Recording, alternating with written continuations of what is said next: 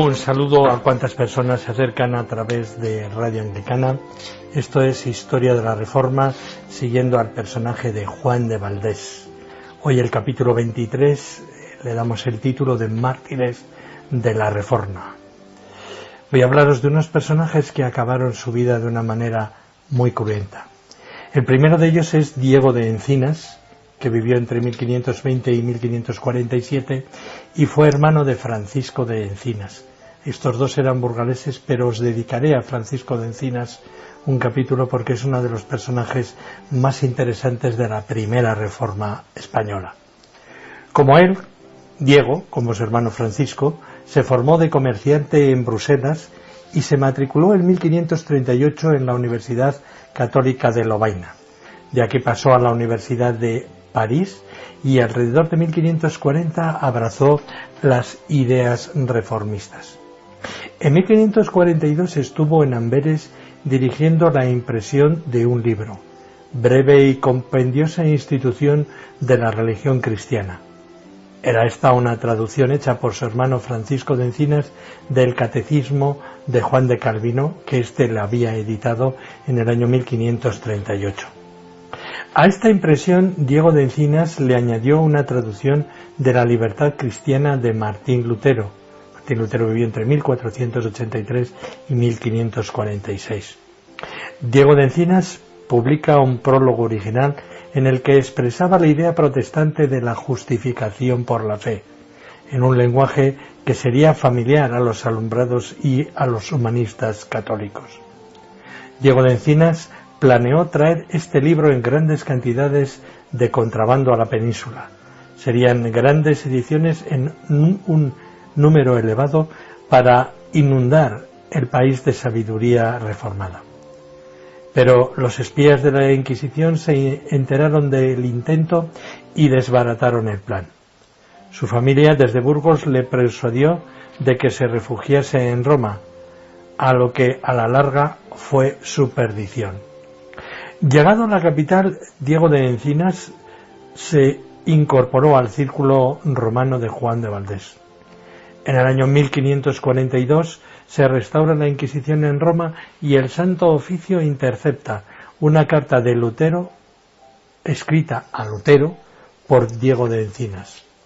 Eso fue ya su perdición. Para entonces ya había creado un grupo plenamente protestante derivado del inicial valdesiano en Roma. Bajo tortura denunciará a su grupo tras ser detenido y tras ser juzgado arderá en la hoguera en Roma el 15 de marzo del año 1547. Otro personaje que tiene que ver con nuestro país y que tuvo un final también cruentísimo y cruel fue Carlo Seso, castellanizado Carlos de Seso. Sabemos de él, no tenemos grandes informaciones, pero sí sabemos que murió el 8 de octubre de 1559.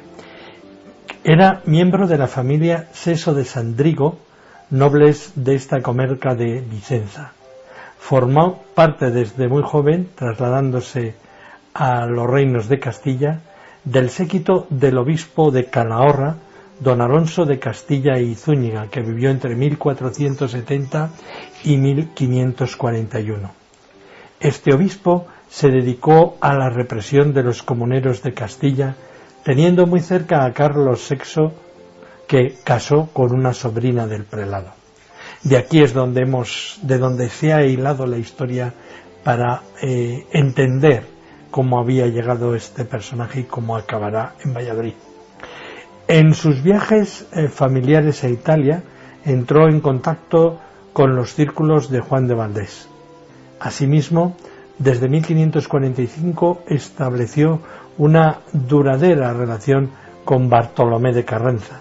Bartolomé de Carranza, que vivió entre 1503 y 1576 y que tuvo una evolución desde unos primeros posicionamientos muy antirreformistas y muy protridentinos y muy conservadores, hasta ser al final perseguido y castigado y condenado por la Inquisición y luego a última hora rehabilitado. Muerto Valdés y perseguidos sus círculos, su pensamiento evolucionó hacia el calvinismo, adheriéndose al grupo formado de Francisco Neri en Verona. Este encuentro tuvo lugar en un viaje de Carlos de Sexo a Italia en el año 1550 para solucionar una herencia. De vuelta a España, fue el inquisidor, el inspirador fue el que les persiguió, fue el inspirador protestante de la Reforma en Valladolid, fue detenido, apresado y juzgado y quemado en la capital castellana el 8 de octubre del año 1559.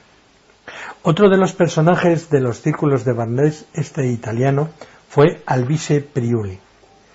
Había nacido en Venecia en el año 1498 y muere en Padua en 1560. Fue un noble patricio italiano de la República de Venecia. Perteneció a los círculos de Valdés y fue la mano derecha del cardenal Reginald Pole. Entre el año 1537 y 1539 desempeñó junto al cardenal Pole diversas misiones diplomáticas para la Santa Sede, en Francia, los Países Bajos y España.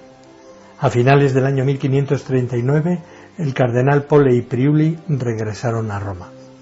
En 1541, Puli se trasladó a Viterbo como legado papal para el patrimonio de Pedro, coincidiendo con las ejecuciones de la familia Pole en Londres. Priuli participó activamente de las reuniones del Círculo de Valdés que Pole creó.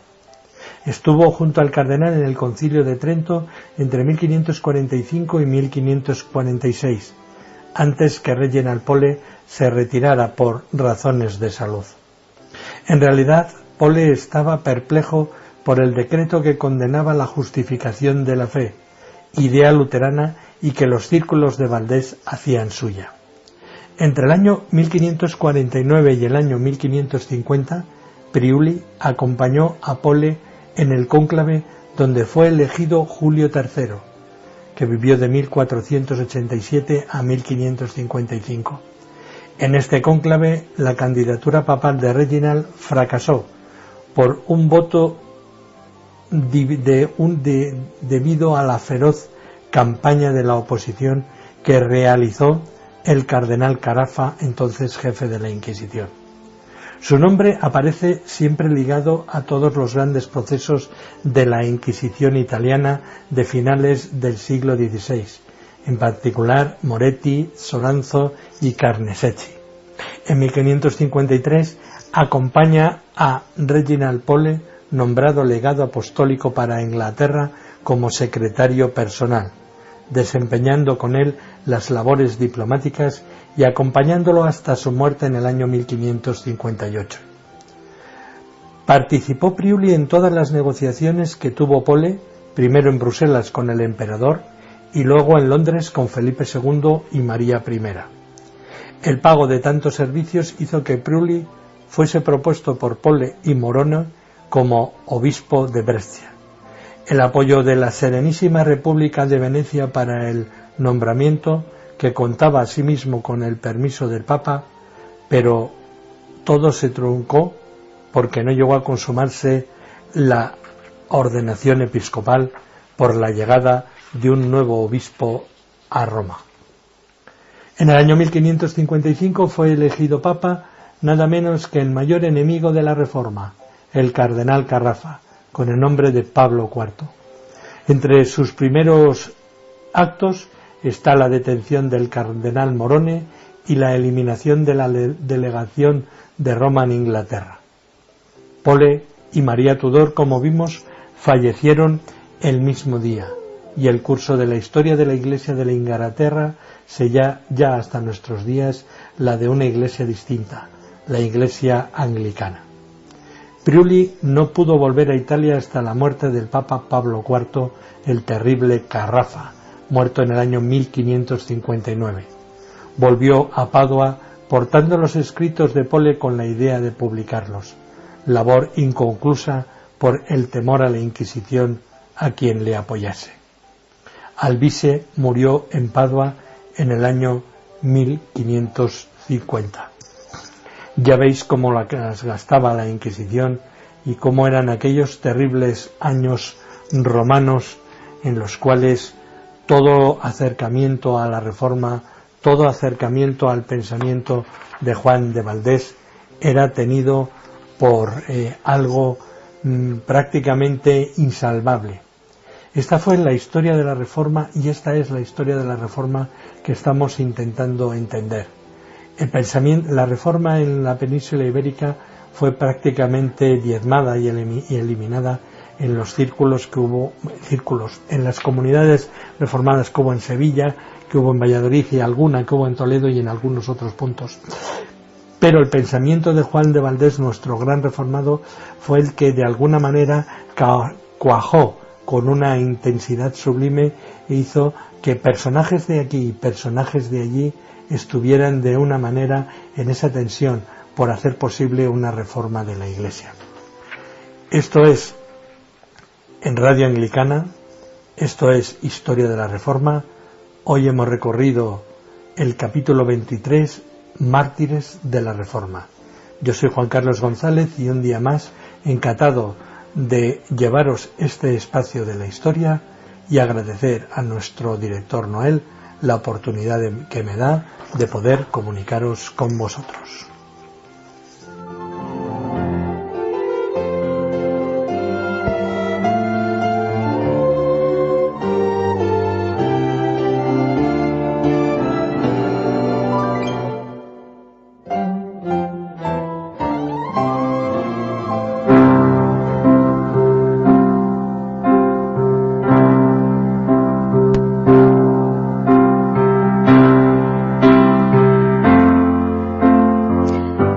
Usted está en sintonía de Radio Anglicana, la voz de la Iglesia en España, transmitiendo vía internet en www.radioanglicana.es.